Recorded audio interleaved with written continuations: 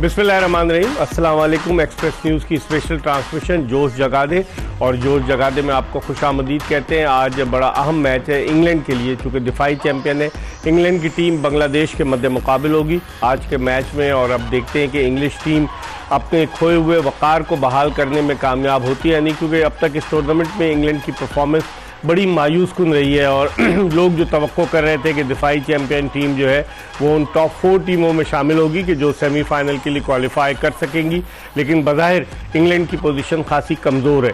दूसरी जानिब श्रीलंका की टीम भी कोई इतनी अच्छा परफॉर्म नहीं कर पाई है। हालांकि एशिया कप के फाइनल के लिए उसने क्वालिफाई किया, पाकिस्तान को हराया, लेकिन उसके बावजूद श्रीलंका की टीम बिखरी बिखरी नज़र आई है इस टूर्नामेंट में। अब एंजेलो मैथ्यूज़ को पथीराना की जगह, जो उनके फास्ट बॉलर हैं जो इंजर्ड हो गए, उनकी जगह एंजेलो मैथ्यूज़ जो साबिक कप्तान है उन्हें शामिल किया गया है। इस मैच के हवाले से हम बात करेंगे और हमारे साथ स्टूडियो में मौजूद हैं पाकिस्तान के former test opener, former chief selector, former captain Aamir Sohail, और उनके साथ मौजूद हैं पाकिस्तान के former test fast bowler, former selector Mohammad Sami. इन दोनों से हम बात करेंगे। आमिर, इंग्लैंड के लिए बड़ा चैलेंजिंग टास्क है कि इंग्लिश टीम आज अच्छा परफॉर्म करे, टेक ऑफ करे, फिर आगे के मैचेस जीते। कैसे देखते हैं इंग्लैंड की परफॉर्मेंस? देखिए, दोनों टीमों के इश्यूज हैं।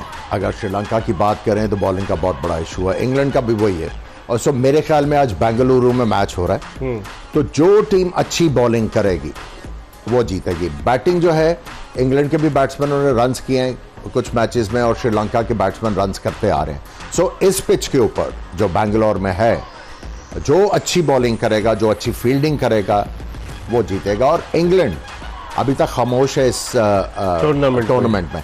इंग्लैंड की एक ऐसी टीम है, उनके पास बॉलर्स भी हैं, बैटर्स भी हैं, जो कि दूसरी बड़ी टीमों को हरा सकते हैं। सो आज अगर इंग्लैंड जीतता है तो वो भी कंटेंशन में आ जाएगा। 5-5 मैचेस के बाद जो 4 पॉइंट्स के ऊपर टीमें हैं और उनका मुकाबला शुरू हो जाएगा। और मेरा ख्याल है कि ऑस्ट्रेलिया, पाकिस्तान और जो इंग्लैंड की टीम है वो चौथी पोजीशन के लिए डेफिनेटली कंटेंशन में आएंगे और मे बी 3rd पोजीशन के लिए। समी, इसी मैदान पर पाकिस्तान ऑस्ट्रेलिया के खिलाफ खेला, ऑस्ट्रेलिया ने 360 से ज़्यादा रन बनाए। तकरीबन उसी तरह की पिच नज़र आ रही है कि बिल्कुल बैरन पिच है जिस पर कोई घास वगैरह नहीं है, ब्राउनिश टाइप की है। और ग्राउंड की आउटफील्ड भी बहुत तेज़ है बेंगलोर के चिन्नास्वामी स्टेडियम की। क्या देखते हैं कि वो जो एक ट्रेंड सेट चल निकला है कि जो भी टीम टॉस जीत रही है वो पहले बड़ा स्कोर लगाती है, फिर मुखालिफ टीम को दबाव में लाने की कोशिश करती है, यहाँ क्या देखते हैं? बिल्कुल जी, देखें इंग्लैंड ने 2 दफ़ा टॉस जीता और चेस करने गए और दोनों दफ़ा वो हारे। तो मेरे ख्याल में स्ट्रेटेजी जैसे हम बात कर रहे हैं कि रन ऑन द बोर्ड होंगे तो फिर आपके लिए काफ़ी चीज़ें ईजी हो जाती हैं। देखें, सबसे पहले गर्मी है, ह्यूमिड हॉट वेदर है, तो बाद में अंडर लाइट्स बॉलिंग करना चाहेंगे जो भी टीम टॉस जीते। मेरे ख्याल में देखें दोनों टीमों के लिए बहुत इंपॉर्टेंट मैच है। अगर आज जो भी टीम हारती है वो बिल्कुल टेबल के नीचे रह जाती है और उसके चांसेस काफ़ी कम हो जाते हैं कि वर्ल्ड कप में वो फाइनल 4 में जगह बनाए। मेरे ख्याल में इसलिए बहुत ज़्यादा इंपॉर्टेंट है और जो टॉस जीतेगा वो बारी करेगा। एक ही मैच जीता इंग्लैंड बांग्लादेश के खिलाफ धर्मशाला में, और उसके अलावा इंग्लैंड पहला मैच जो था जब वर्ल्ड कप का आगाज़ हुआ 9 विकेटों से हारा न्यूजीलैंड से। फिर उसके बाद जो दूसरा मैच अफगानिस्तान के खिलाफ, अफगानिस्तान ने 69 रन से हराया दिल्ली में। और जो चौथा मैच था वो बड़ा हाई स्कोरिंग मैच हुआ, 399 फॉर 7 किए साउथ अफ्रीका ने, 229 रन से साउथ अफ्रीका जीता।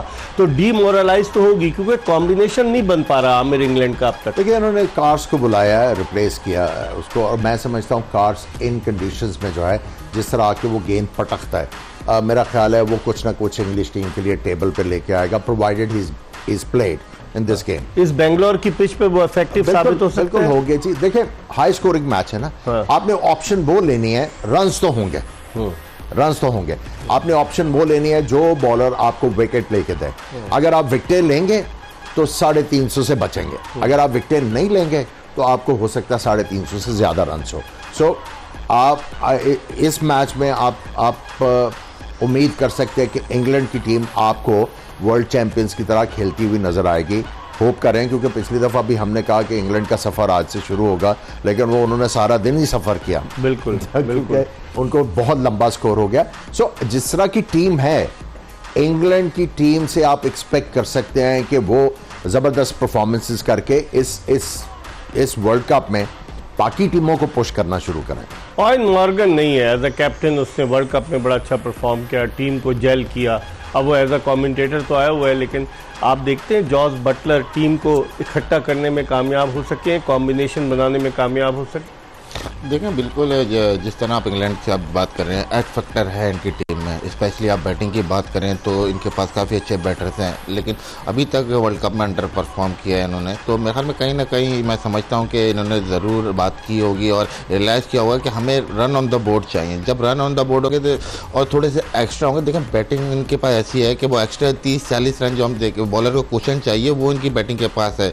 अगर इनकी बैटिंग फायर करती है तो कहीं ना कहीं इन्होंने सोचा होगा और रियलाइज़ किया होगा कि बैटिंग में वो 40-50 रन एक्स्ट्रा अगर वो कर दें तो उनकी बॉल को वो सपोर्ट मिल जाएगी जो चाहिए। आमिर, अगर इनकी बैटिंग को देखें इंग्लैंड की, ना तो जॉनी बेस्टो रन्स कर पा रहे हैं, ना जो रूट कोई लंबी इनिंग्स खेल सकें, ना ही उनके जो हैरी ब्रुक हैं वो कुछ कर पा रहे हैं, कप्तान जॉस बटलर भी बुझे बुझे नजर आ रहे हैं, तो आप इस बैटिंग लाइनअप से क्या तवक्को करते हैं? देखिए, तवक्को है और आज की जिस तरह की पिच है और जो रिपोर्ट्स आ रही हैं, इनको जो ये बैस बॉल के ऊपर बहुत प्राइड लेते हैं, they should go for it. आज प्रूव करें कि जो हम बैस बॉल क्रिकेट खेलते आ रहे थे हम उसी के साथ स्टिक करेंगे और वही हमारा विनिंग फॉर्मूला है। आज इनको प्रूव करना पड़ेगा। देखिए, बैस बॉल थोड़ा सा मुश्किल हो जाता है, जहाँ पे गेंद फंस रहा हो वहाँ पे बैट्समैन को थोड़ी सी कन्वेंशनल अप्रोच के साथ खेलना होता है। आज इनके पास फ्रीडम होगी कि आएँ और खुल के खेलें और किसी ना किसी तरीके से इस मैच को अपने नाम करें। लेकिन श्रीलंका की भी बैटिंग बहुत अच्छी है। हाँ, उनकी बॉलिंग बिल्कुल जो है कोई भी इम्पैक्ट क्रिएट नहीं कर रही किसी बैट्समैन के ऊपर, सिवाय लेफ्ट आर्मर मधुशंका जो नया बॉल बहुत जबरदस्त कर रहे हैं और उसके बाद पुराना गेंद बड़ा अच्छा करते हैं। स्पिन डिपार्टमेंट में बिल्कुल उनके अलावा कोई बॉलर ऐसा नहीं है जिसने अभी तक इस वर्ल्ड कप में आपको इंप्रेशन दिया हो कि या ये अपने एफर्ट से मैच जो है आउटराइट नहीं जितवाएगा, लेकिन चांस क्रिएट कर देगा कि श्रीलंका की टीम मैच जीत जाए। अनफॉर्चुनेटली वो नहीं हो रहा। लेकिन आप क्या समझते हैं, पथीराना अगर अनफिट हुआ तो बैट्समैन को उसकी जगह इंक्लूड कर लिया एंजेलो मैथ्यूज? यही मैं चीज सोच रहा था कि एंजेलो मैथ्यूज को मैं हो सकता है एंजेलो मैथ्यूज को वो जो मेंडिस है जो जिनको कप्तान बना दिया, उनकी असिस्टेंस के लिए लेके आ जाए। और प्लस जो वो नया बॉल करते आ रहे हैं T20 क्रिकेट में, बिल्कुल पेस ऑफर नहीं करते, 3-4 ओवर बड़े जबरदस्त नए बॉल के साथ। अभी लंकन प्रीमियर लीग में भी उन्होंने बॉलिंग की थी।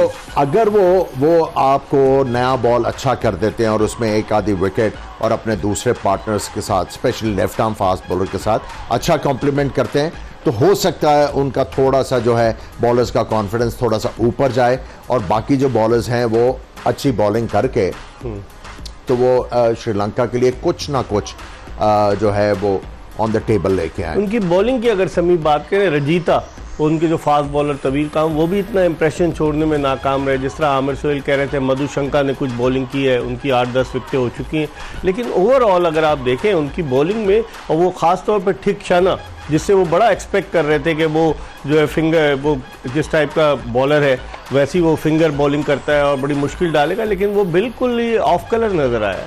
जी हाँ, देखें अगर आप अपार्ट फ्रॉम मधुशंका अगर देखें तो बाकी बॉलर विकेट लेने में नाकाम रहे हैं, ऊपर से विकेट लेने के अलावा रन भी कंसीड कर रहे हैं।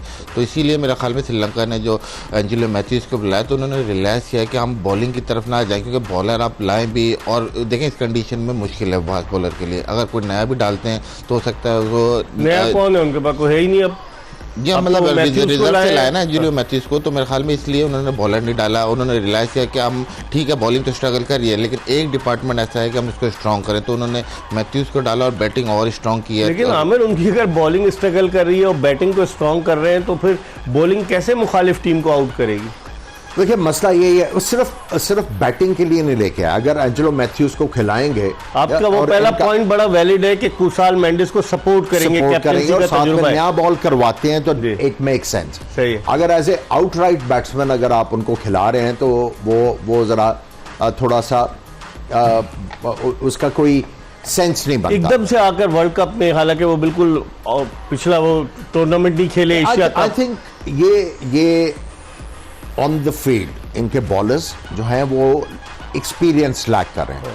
अब मे बी जो इनके कप्तान है Kusal Mendis, is the wicket keeper, may be Angelo Mathews will be used कि वो मिड ऑफ पे खड़े हों या मिड ऑन पे खड़े हों, अपने बॉलर्स को गाइड करें कि क्या करना है, बैट्समैन इस वक्त क्या सोच रहा है, आपने इसके ऑपोजिट क्या करना है। देखिए, इनके मधुशंका जो आउट कर रहे हैं स्विंग कर रहे हैं और पेस के साथ स्विंग कर रहे हैं। सही। यही हॉलमार्क था पहले शाहीन शाह अफरीदी का कि पेस के साथ उनका गेंद स्विंग करता था तो बैट्समैन को टाइम नहीं मिलता था, एडजस्टमेंट नहीं होती थी, गेंद लास्ट मोमेंट पे डिप करता था और उनको विकेट मिलती थी। अभी जो मैं बातें सुन रहा हूं कि वो 100% फिट नहीं है, ये फिटनेस नहीं है, शाहीन ये अफरीदी। उनके साथ होना था। उनके एक्शन में बायोमैकेनिकली एक फॉल्ट है जिसकी वजह से वो वाली अब पेस नहीं रही, उनकी पेस गिरनी थी। सही।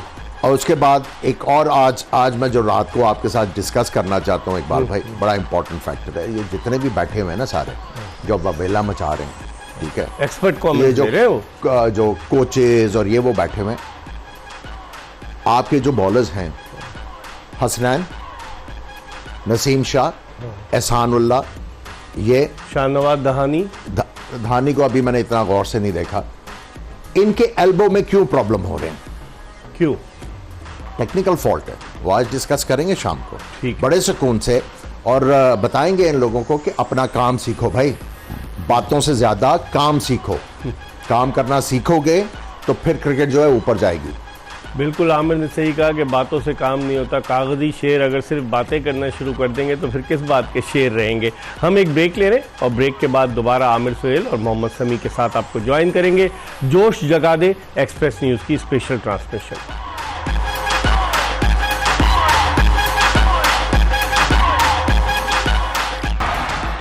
ब्रेक के बाद एक मरतबा फिर आपको खुशामदीद कहते हैं। जोश जगा दे एक्सप्रेस न्यूज़ की स्पेशल ट्रांसमिशन।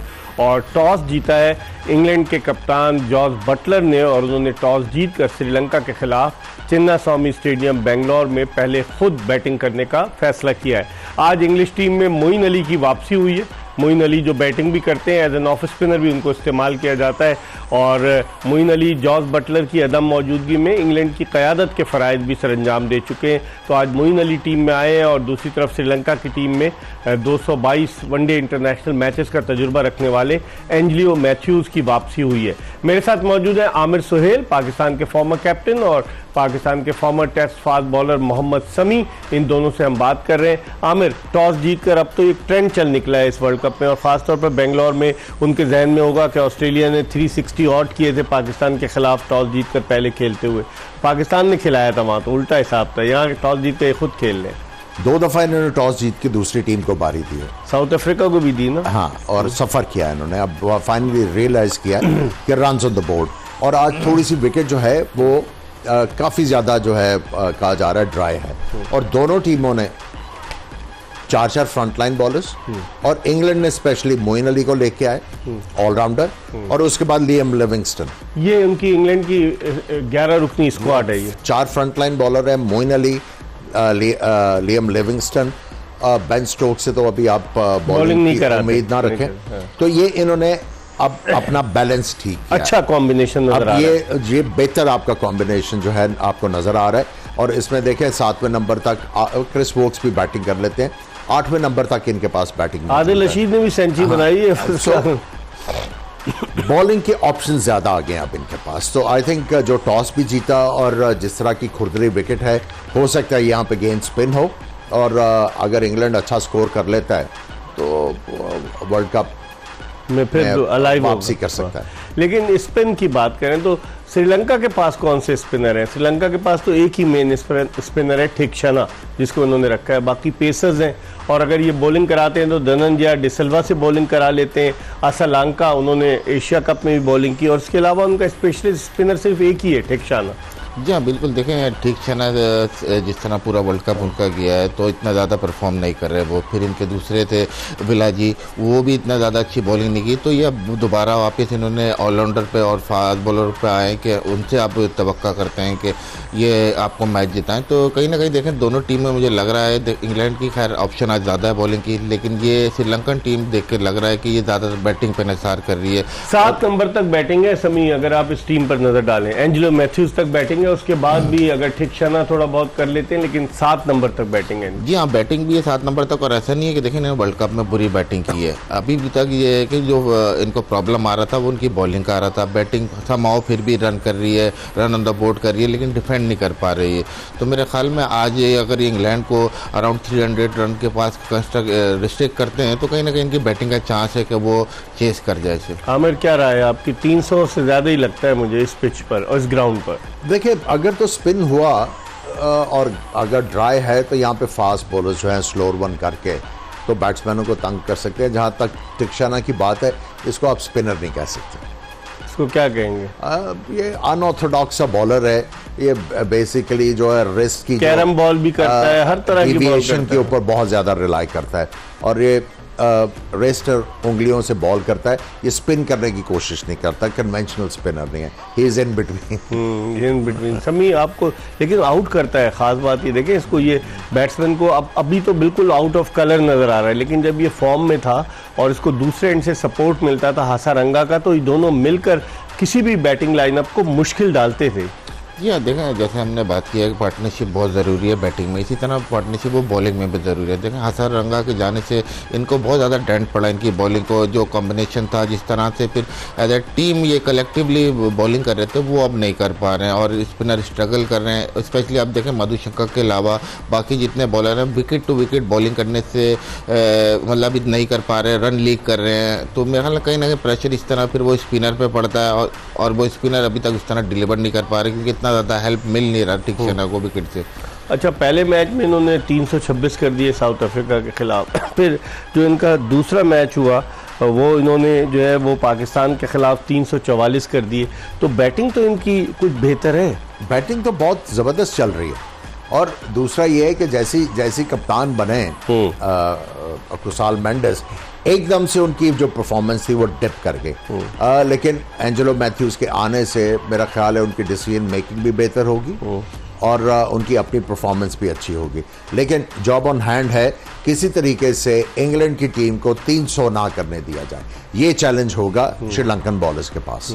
लेकिन ये जो मैचेस हैं, देखें आप, श्रीलंका को साउथ अफ्रीका ने इनको 102 रन से हराया, पाकिस्तान ने इनको 6 विकेटों से हराया, फिर ऑस्ट्रेलिया जो है वो 5 विकेटों से जीता। ये आखिरी मैच जीता है श्रीलंका के। ये इंडिकेटिव ऑफ द फैक्ट है ना कि बॉलर्स जो हैं इनके अच्छा नहीं कर रहे, इतने बड़े मार्जिन से जब आप हार रहे हो तो इसका मतलब ये है कि bowling up to the mark नहीं है। आमिर, अगर दोनों टीमों का हम रिकॉर्ड पे मुवाजना करें, 38 और 36 को इतना ज़्यादा डिफरेंस नजर नहीं आता। डिफरेंस नहीं है, लेकिन अगर आप टैलेंट वाइज की बात करें तो इस वक्त इंग्लैंड के पास बेहतर टैलेंट है। इस वक्त अगर आप रियलिस्टिकली होकर सोचें तो इंग्लैंड का ज़्यादा चांस है against Sri Lanka to win, because bowling इतनी ज़्यादा जो है तगड़ी नहीं है श्रीलंका की, और इंग्लैंड के बैट्समैन स्ट्रगल कर रहे हैं और बॉलर भी स्ट्रगल कर रहे हैं। लेकिन इस मैच में जो टीम बॉलिंग अच्छा करेगी वो टीम जीत जाएगी। आज उन्होंने हैरी ब्रुक को भी ड्रॉप किया है। हैरी ब्रुक से रन नहीं हो रहे। इस लियम लिविंगस्टन को लेके आए कि वो बॉलिंग भी करके रहेगा। सो उन्होंने अपने पास बॉलिंग के बहुत ज़्यादा ऑप्शन रखे हैं, from Moeen Ali, Liam Livingstone,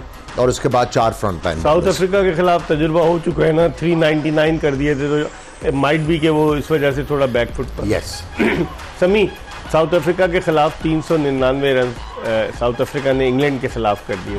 तो अब इंग्लैंड उन तजुर्बात से सीखने की कोशिश कर रहा है। आप क्या देखते हैं, अगर आज इंग्लैंड जीतता है तो फिर टेक ऑफ करता है वर्ल्ड कप के लिए या नहीं? देखो मेरे ख्याल में अगर इनको अलाइव रहना है वर्ल्ड कप में तो आज का मैच जीतना बहुत ज़रूरी है। समाओ अगर आज का मैच नहीं जीते तो ये मेरे ख्याल में कि रेस से बाहर हो जाएंगे सेमीफाइनल की। तो बड़ा इंपॉर्टेंट मैच है इनके लिए।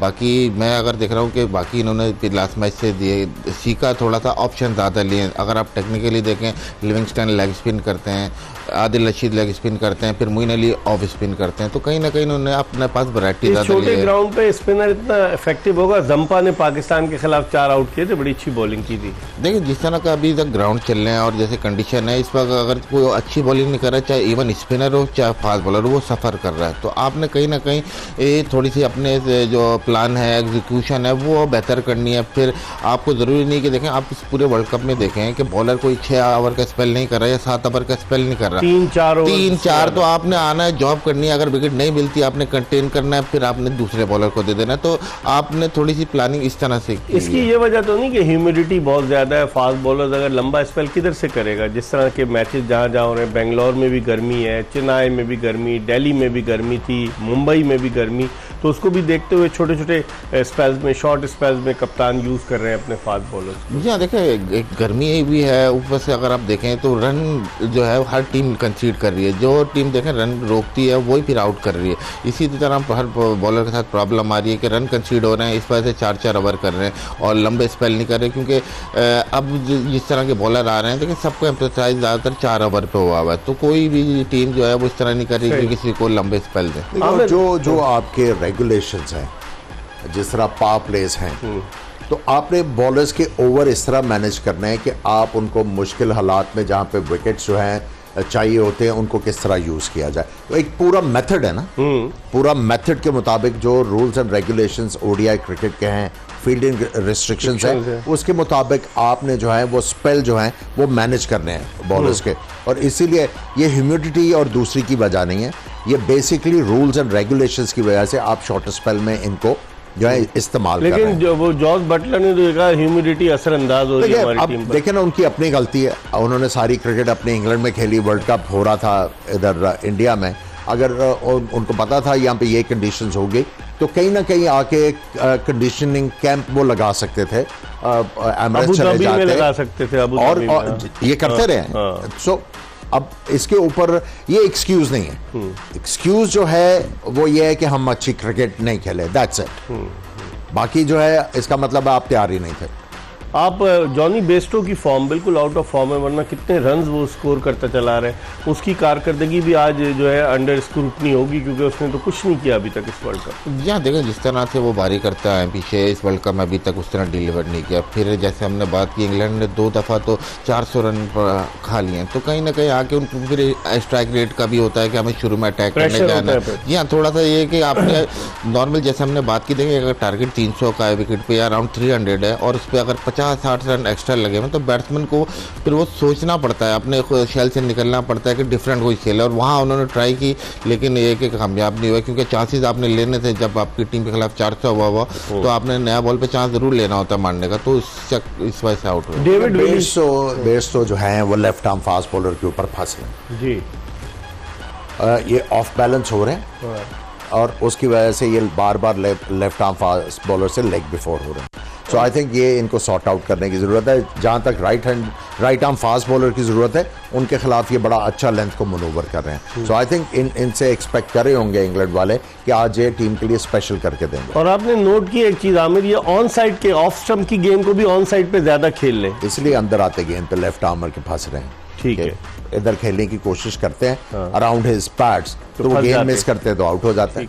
हमारी गुफ्तगू जारी रहेगी। इस वक्त हम न्यूज़ अपडेट्स के लिए एक ब्रेक ले रहे हैं और ब्रेक के बाद दोबारा आमिर सुहेल और मोहम्मद समी के साथ आपको ज्वाइन करेंगे।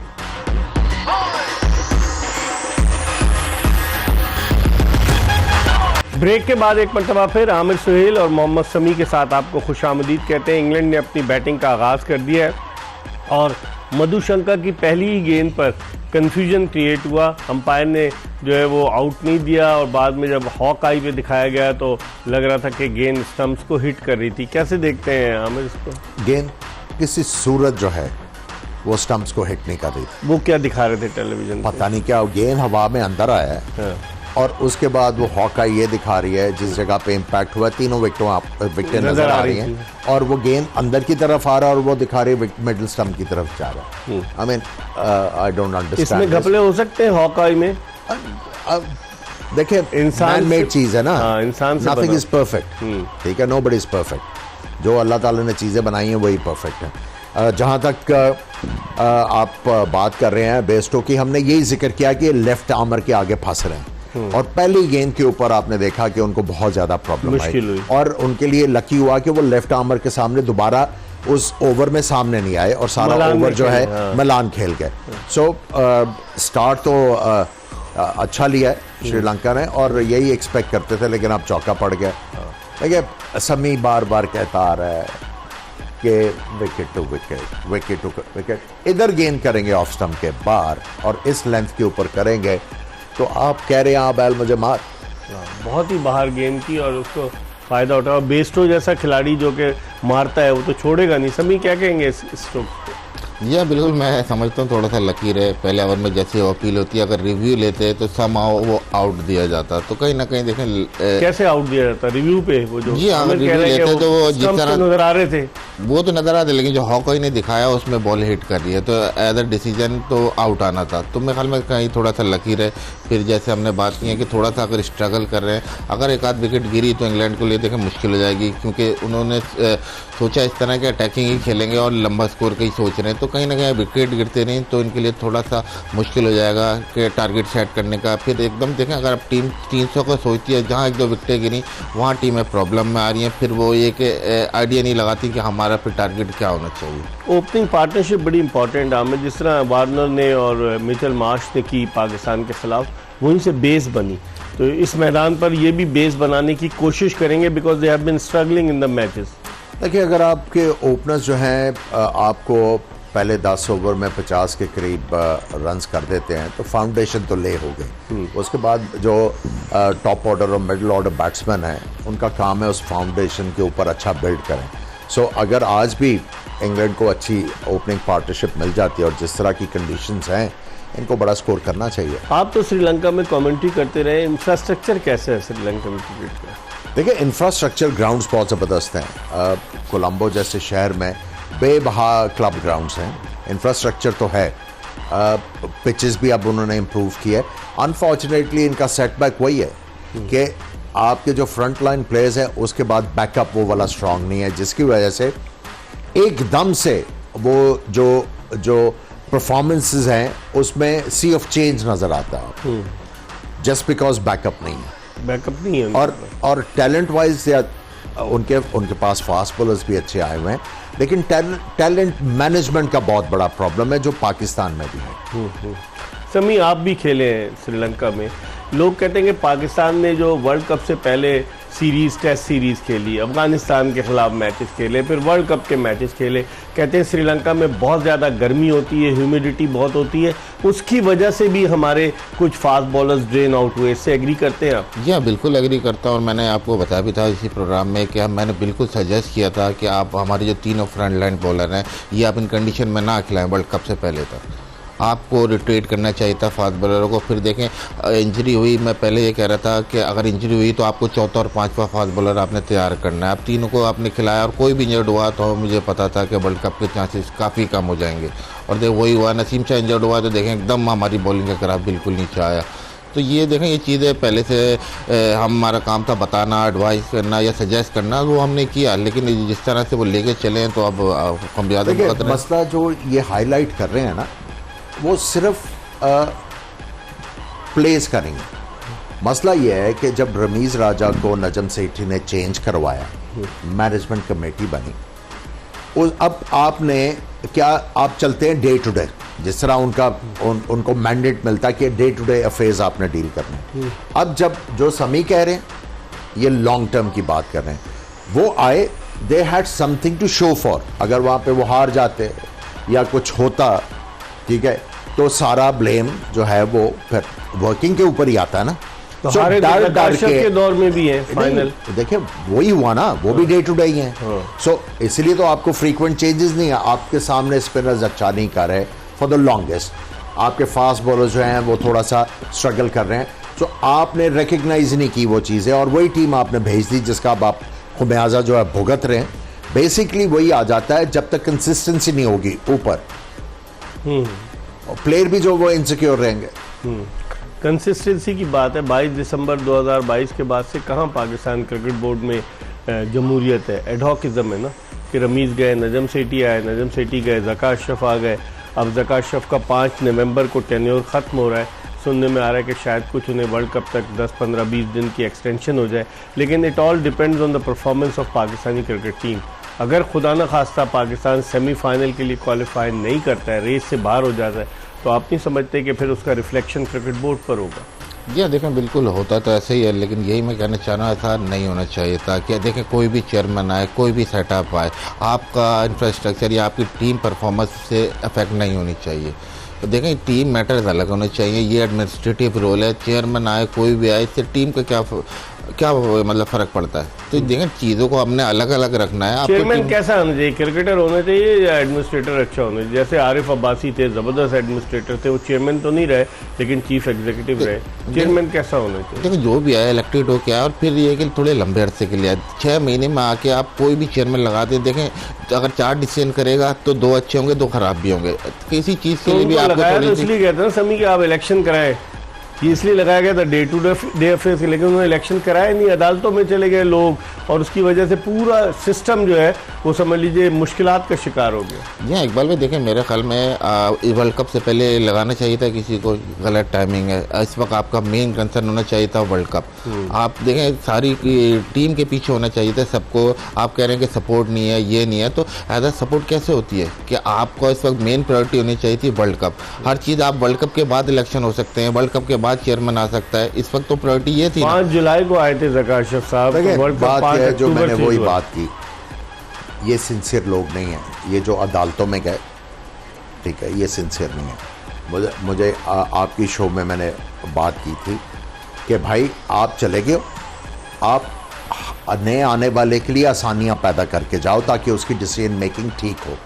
आपने कांटे बिछाए, आपने माइंड बिछाई कि यार इसका माइंड जो इस तरफ लगा रहा है। तो एक ही आदमी का नाम आ रहा है शकील शेख का, कि उसने ज्यादा बहुत डेस्परेट था। वो किसका बंदा है? वो किसी का नहीं है, वो बता रहा हूँ आपको। मुझसे पूछे ना आप। मैं तो 30 साल बड़ी मासूमियत से आपने ये कहा है। लेकिन बात यह है कि देखें इनकी सिंसियरिटी जो है ना वो क्रिकेट के साथ नहीं है, जाती मुफादात हैं। कोई भी सिंसियर होता पाकिस्तान क्रिकेट के साथ, वो रिकग्नाइज करता है कि यार इसके बाद एशिया कप आ रहा है, वर्ल्ड कप आ रहा है, चलो ये समहाउ ज़कार अशरफ आ गए हैं क्रिकेट बोर्ड में, तो इनके रोड़े ना अटकाए जाएं। लेकिन क्या किया है इन्होंने? मैं तो समझता हूँ ऐसा दुनिया में कहीं और होता है किसी क्रिकेट बोर्ड में? श्रीलंका में भी नहीं होता। Unheard of. आपको ये इन लोगों को आइडेंटिफाई करना है। जब तक ये लोग आइडेंटिफाई नहीं होंगे आपकी क्रिकेट जो है आगे नहीं जा सकती। ये मुफाद जो हैं, जो मुफाद परस्त लोग हैं, उनको आइडेंटिफाई करना बहुत इंपॉर्टेंट हो गया। अभी आइडेंटिफाई तो हो गए लेकिन उनको दूर करना इंपॉर्टेंट हो गया ना। तो किससे करना है दूर? बोर्ड वाले जो आएंगे वो उनको साइड लाइन करें। क्रिकेट बोर्ड नहीं कर सकता। भाई वही करेगा जिसको क्रिकेट की सियासत की समझ होगी। अगर क्रिकेट की सियासत की आपको समझ नहीं है तो आपको घुमा के रखेंगे ये। सही कह रहे हैं, ये घुमाए जाएंगे। हर एक को घुमाया उन्होंने। मैं आपको बताऊं, मैं डॉक्टर नसीम अशरफ से शुरू हो जाए। पहले जनरल तौकीर जा के साथ थे, उन्होंने मुंह नहीं लगाया। फिर डॉक्टर नसीम फौज है, फौज पाकिस्तान क्रिकेट में। आपको याद होगा 1987 में जो वर्ल्ड कप पाकिस्तान में हुआ, कितने लोग थे क्रिकेट बोर्ड में? बहुत कम, 7-8 इतने लोग होंगे। उसके बाद आप 96 में देख लें कितने लोग थे क्रिकेट बोर्ड में। ये जब से फौज भरी है ना आपने, आपका बेड़ा गर्क हो गया क्रिकेट का, बेड़ा गर्क हो गया। आप इतनी फौज और प्लेयर है नहीं, प्लेयर से ज्यादा वो लोग हैं। समी कैसे कहते हैं ये, मतलब एडमिनिस्ट्रेटिव अंदाज से अगर चलाया जाए प्रॉपर तरीके से, ये ना हो कि आप हर एक को ओबलाइज करें, हर कोई क्रिकेट बोर्ड में आ जाए ज़ाती मफादात के उसूल के लिए, तो उससे क्रिकेट ऊपर जाने के बजाय नीचे की तरफ आएगी। दुनिया में कहीं नहीं होता। जैसा मैंने आमिर सोहेल से बात की कि कहीं किसी क्रिकेट बोर्ड में होता है कि टांगे खींचने लग जाए, अगर एक चला गया। लेकिन यहाँ तो मिसाल उस मछली की है जिसको पानी से बाहर निकाल दिया गया, वो तड़प रही दोबारा पानी में आ जाए। हाँ बिल्कुल, देखें बिल्कुल सही कह रहे हैं। मिसाल दी आपने। बिल्कुल जलबिन मछली। जलबिन मछली। बिल्कुल देखें सही कह रहे हैं। देखें कोई भी चेयरमैन आता है उसके साथ उसकी रिजीम चेंज होती है। आप देखें ओवरऑल आपका क्रिकेट बोर्ड के ऑफिशियल से लेकर सेलेक्टर कोचिंग से लेकर हर चीज़ चेंज ही नज़र आती है। तो ये इस तरह तो कोई भी चीज़ देखें, कोई भी चीज़ के लिए आपको कंसिस्टेंसी चाहिए। तो इस तरह कैसे है कि आप 6 महीने बाद हर दफ़ा चेंज कर दें, फिर क्रिकेट बोर्ड के अंदर की आपको पता सियासत है वो अलग है। तो कहीं ना कहीं बहुत ज़्यादा प्रॉब्लम है और कहीं ना कहीं सख्त फैसले होने पड़ेंगे ताकि देखें इन द फ्यूचर हमारे साथ हमारी टीम जो आप देखें पूरे स्पोर्ट्स का पाकिस्तान में पहली बुरा हाल है। एक क्रिकेट है जिसको लोग अभी फॉलो करते जा रहे हैं। ठीक है, इस पर हम मजीद बात करेंगे। रात को हम बात करेंगे क्योंकि पाकिस्तान क्रिकेट बोर्ड ने एक प्रेस रिलीज जारी कर दिया कि टीम को सपोर्ट करें। तो ये किस जानिब इशारा करता है? क्या क्रिकेट बोर्ड कमज़ोर है या प्रेशर बर्दाश्त नहीं कर पा रहा कि एक प्रेस रिलीज आवाम से अपील की है साबिक टेस्ट क्रिकेटर्स से? तो इसका मतलब है जो साबिक टेस्ट क्रिकेटर्स क्रिकेट बोर्ड पर तनकीद कर रहे हैं, क्रिकेट बोर्ड ने हैंड्स अप कर दिए और उनके आगे सर तस्लीम खम कर लिया। इस पर रात को बात करेंगे दुनिया में कहाँ होता है, लेकिन इस वक्त हम इस प्रोग्राम को वाइंड अप कर रहे हैं और इंशाल्लाह अगर ज़िंदगी ने वफा की तो रात 11 बजे दोबारा आपकी खिदमत में हाजिर होंगे। मिर्ज़ा इकबाल बेग, आमिर सुहेल और मोहम्मद समी को एक्सप्रेस न्यूज़ की पूरी प्रोडक्शन टीम के हमरा इजाज़त दीजिए। अल्लाह हाफ़िज़।